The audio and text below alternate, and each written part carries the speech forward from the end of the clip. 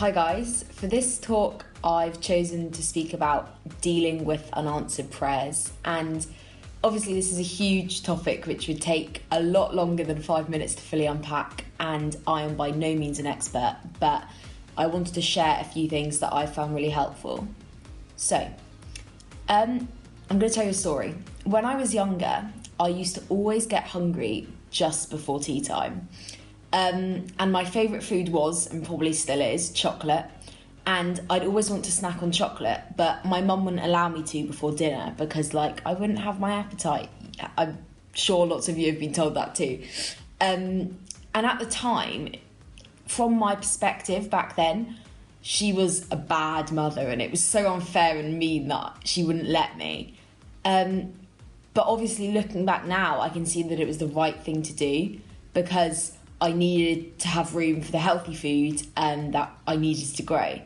And Mum had my best interests at heart. So in the same way, when our prayers don't get answered, sometimes it might seem like God is being really unfair and mean and a bad God. But remember that our brain is like a child's compared to God's. And even though we don't understand what's happening, we can trust that God's plans always work for our good, and he can use whatever situation we're in to shape us into the person he wants us to become. So Jeremiah 29 verse 11 kind of backs this up. So it was a promise given to the Israelites by God, and it says, "For I know the plans I have for you, declares the Lord, plans to prosper you and not to harm you, plans to give you a hope and a future." Following on from that verse and relating it back to unanswered prayer, I found it really hard before when I think about the prayers that I haven't seen an answer to, whether it's not being answered because, it's not the right time, or it has been answered just in a way I wouldn't expect, or if it's just not in God's plan for me, which I think can sometimes be kind of the same thing. But the first thing to do, I reckon, when praying is check what you're asking for against the Bible. And it sounds really obvious, but if what you're praying for or your reasons for praying it go against the way that God teaches us to live, then it most likely won't be answered.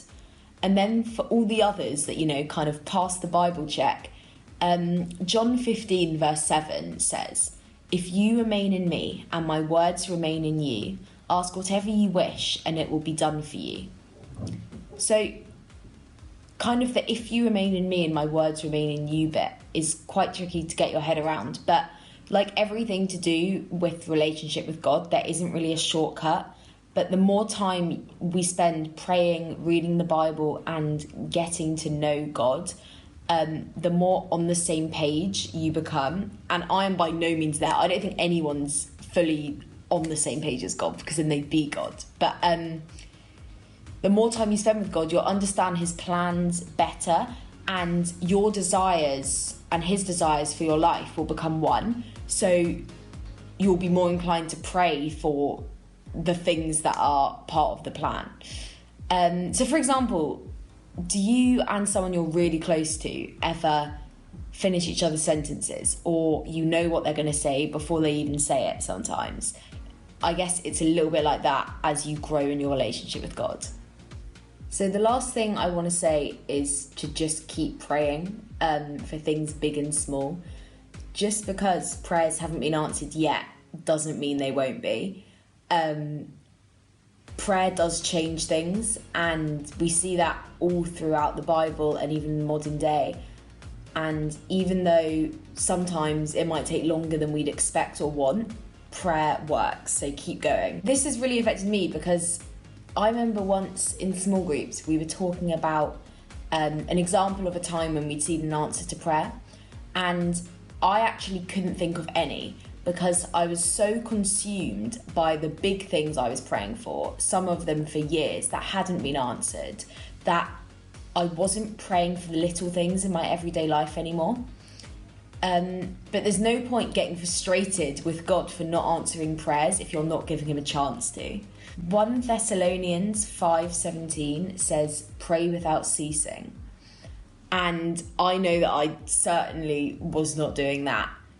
So I've started to keep a prayer journal where I jot down any answers to prayer I've seen, no matter how big or small, in my everyday life. So the other day I made a cake, but I mixed up some of the ingredients and I prayed that it would turn out all right and still taste good. And it was. And I just write that down. And it's little things that on their own look like coincidences. And I know that my non-Christian friends and even me sometimes would just say that that's luck. But when you start to build up a list of like 5 or 10 prayers you've had answered, it starts looking a lot less coincidences and a lot more like God is actually working and God is answering prayers.